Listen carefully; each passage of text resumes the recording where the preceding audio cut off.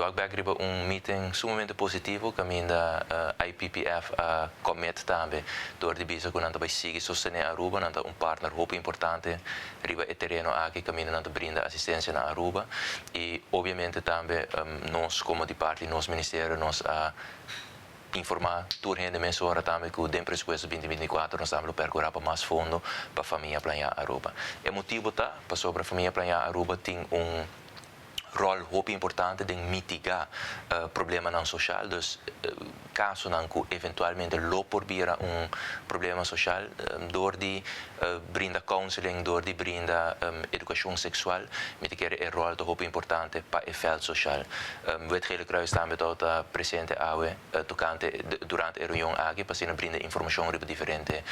tópicos. O qual ressalta também está que o representante de International Planned Parenthood Federation indica que o motivo de não visita para Aruba é sinal positivo que não está ganhando de família Playa e não quer WAC com família Playa brinda foral é parte de educação sexual e não lo quer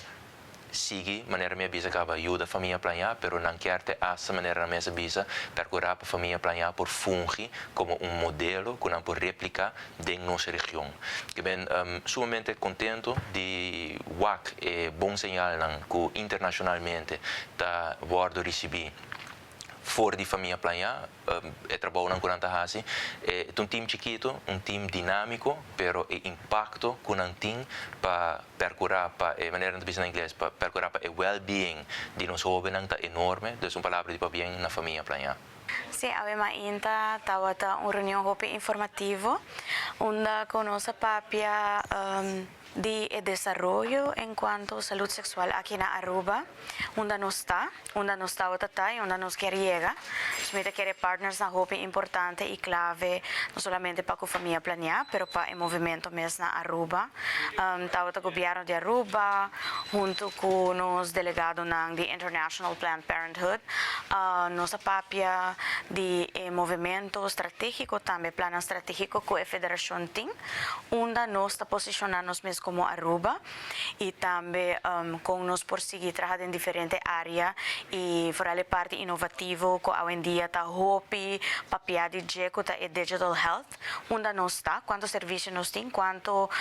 servicios de saúde está caiba de saúde y que con nuestra base en el futuro también para nos por elevar el servicio aquí y van de dirección que nos está eigenlijk comparable mundialmente también y bando así no solamente información, pero educação num seguinte nível, para que o resultado não conosco logra somente com o jovem, mas no fim de dia com a comunidade também para a saúde sexual.